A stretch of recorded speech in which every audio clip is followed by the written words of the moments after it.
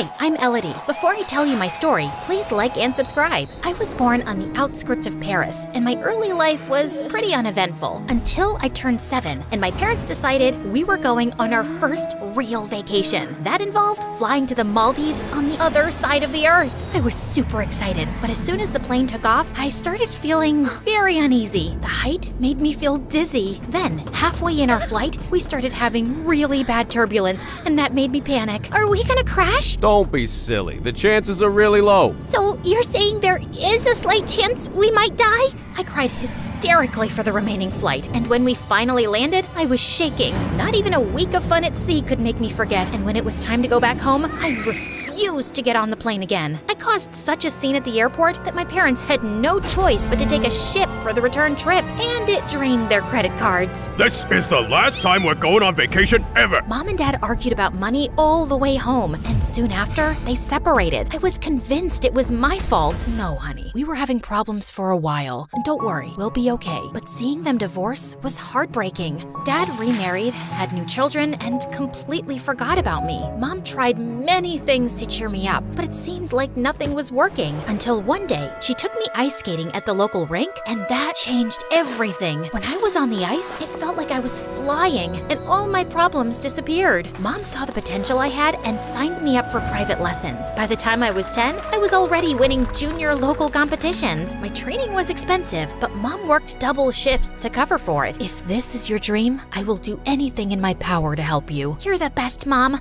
I'll make you proud. At school, I did well enough. My peers admired me, but unfortunately, I didn't have many close friends. Also, as time went by, I started noticing I wasn't like other girls my age. Like one time when I was 15, I was at a friend's house for a sleepover and we were watching the movie Titanic. During the final scene, all the other girls were crying, but I just couldn't get it. I snatched the remote and paused the movie. This is so stupid. Look, there's enough room on that door for Jack to climb too. Elodie, you're ruining the moment. This moment is already ruined. Who even likes such dumb movies? Needless to say, I was never invited for a movie night again. So maybe I wasn't that much of a romantic, or at all. Big deal. As I grew older, most of my peers started dating, breaking up, and crying over ice cream, while I was still waiting for my first crush to happen. I felt like I was being weird, and the only person in the world who got me was my best friend Louis. We got closer months ago. Mom is happy I'm not getting distracted by dating, but her sister and friends always ask why I don't have a boyfriend, as if there's something wrong with me. It's not something you can force, the same way I can't like girls. And even if you never fall in love with someone, who cares? You're amazing just the way you are. I know, but sometimes I wish I wasn't so different, and that guys would stop asking me out. I wish that was my problem. It would be if you came out. No thank you, I'd rather swim with alligators. Louis was terrified of his father finding out he was gay. In a way, we were both fishes out of water, and maybe that's why we got along so well. I knew I could talk to him about everything without being judged. When I turned 18, I was added to the national competition that would send the winner to the Olympics. That would give me the opportunity to have a real sponsor, relieving Mom of the huge financial burden. By that point, I was training daily, and my coach had given me a very complex program. You have a real chance of winning, Elodie, but you really need to land that triple axel. That jump would keep me up at night. It was so difficult. Less than 20 women landed it in competition ever. And as if that wasn't enough, one day, the restaurant where Mom worked caught fire, and she ended up in the hospital with a broken ankle and some burns. Her condition wasn't too serious, but she needed time to recover. I won't be able to work for a while. I'm sorry, Elodie, but I can't pay your coach anymore. I was devastated. It felt like my only chance at a career had just been taken away. But I didn't want to show that to Mom. She was already feeling bad, and I didn't want to make her feel worse. I picked up a job in a small cafe to earn some extra cash, but between studying and working, I was exhausted. I was crying on the phone with Louis one night when he came up with a crazy solution. You won't like it, but hear me out. My dad is having this big party in a couple of days with all his business partners, and he insisted that I invite my girlfriend. What girlfriend? I may have lied about that. Dad kept asking me why I was still single at my age, so I panicked and told him I was dating someone. I know, it's wrong, but I never expected him to meet her. Anyway, you could pretend to be my girlfriend, and I'll ask him to sponsor you.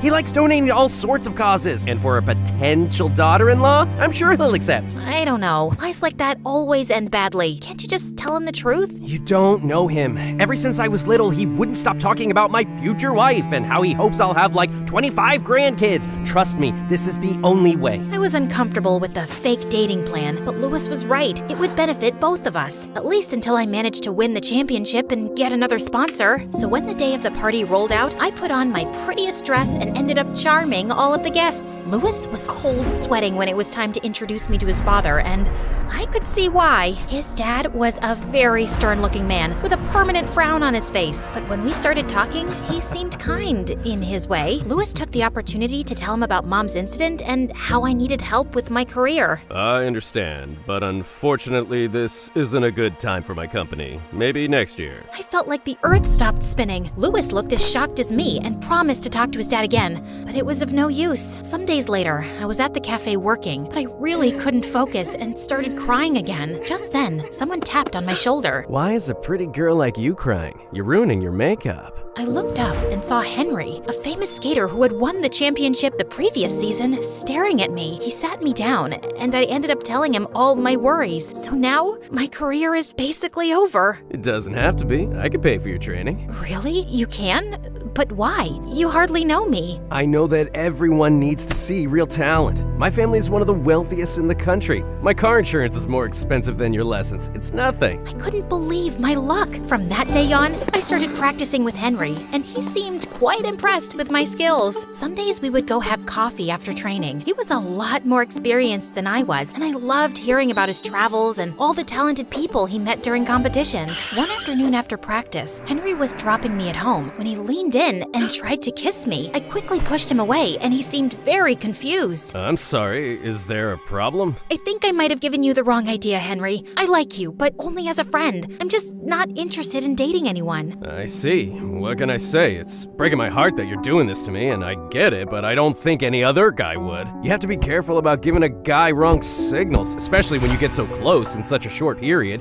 Guys always expect something in return. Anyway, I guess I'll leave now. Henry gave me a quick hug and left. I decided to keep my distance from Henry after that. I didn't want to hurt him anymore. Soon it was time for the competition, but the day before the competition, I was so stressed out I could barely stay still. So Louis asked me to go to the local fair with him to calm my nerves down. We went to all the booths trying our luck. I spent an embarrassing amount of money at the duck pond game, and Louis won at the miniature rifle range. The lady gave him a huge heart-shaped plushie, which he gave to me. A lucky charm for tomorrow. Sure. It has nothing to do with how bulky this is. We were having a good time, going on roller coasters and eating fries, but just then, I heard someone calling my name from the crowd. I turned around and saw Henry walking in our direction. So, he's the reason you broke up with me? Henry? No, you're misunderstanding. Louis is just a friend. Just like I was a friend to you? You know, if you liked someone else, you could have just said that. And what's even about this guy that made you reject me? Is it money? Careful, dude, you got yourself a gold digger. Don't you dare talk to her like that! Or what, you'll hit me? Henry took a step forward, his fist balled up, but I got in the way and pushed Henry aside. It's not worth it, Louis. He's just a crazy, possessive guy. Forget about him. Oh, wow. Crazy and possessive? This is how you say thank you for being a good friend and helping you? Something this idiot would never do? I wanted to argue more, but I decided against it and left with Louis. I couldn't believe Henry would turn on me like that. I thought he was my friend, but I couldn't waste too much sleep because of him. I had a competition to win. I set the alarm on my phone and went to sleep early so I got some rest. But the next morning, I woke up to Louis screaming in my face. Get up, Elodie, you're late! What? Oh my god, how did I not wake up? I checked my phone and the screen was glitching. It looks like my phone's broken. We don't have time for that. Hurry up or you'll miss the competition. I quickly got dressed and left with Louis, but the road was jam-packed with traffic. It was the weekend and the main carnival day. As if that wasn't enough, the main bridge was closed because of a small accident. This is the only way to cross the river. We're never gonna make it. What am I gonna do? I might have an idea. Louis got out of the car and we made our way back to the fair from the previous night. Okay, anytime now. Who? What? that. I looked where Lewis was pointing, and my heart dropped. Right over the fair, a couple of hot air balloons were already taking off, and others were waiting for customers on the ground. Oh, no.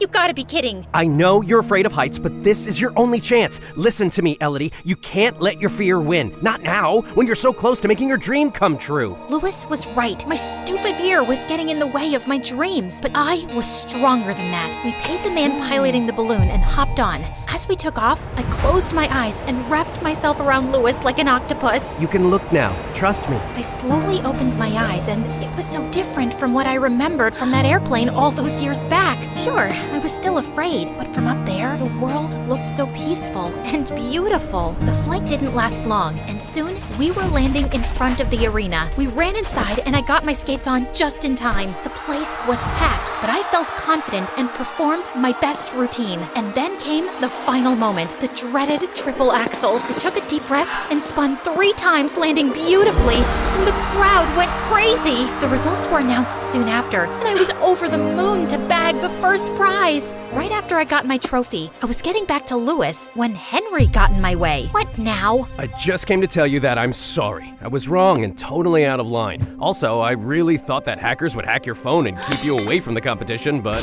I guess talent always finds a way. You hacked my phone? That's why the alarm didn't go off and nobody could reach me? That's horrible, Henry.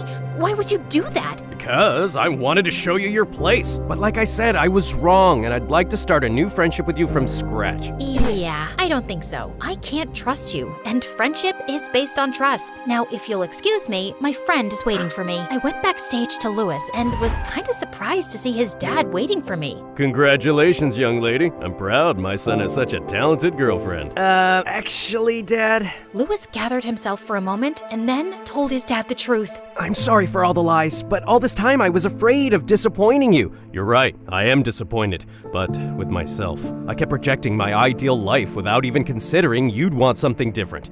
Son, all I really care about is for you to be happy. And you, young lady, this was a big step in your life, and I have a surprise for you. Lewis and his dad took me home with them, where his dad had organized a party to welcome Mom after her discharge from the hospital. She couldn't be at the competition, so the party was our chance to celebrate together. Mom introduced herself and thanked him, and then they kept chatting, and it gave me a weird feeling. What's going on with our parents? They're so red. Are they sick? worse, they like each other. And yes, you guessed it. That's how I ended up with a stepfather and brother. I learned that you have to face your fear, or you'll be afraid for the rest of your life.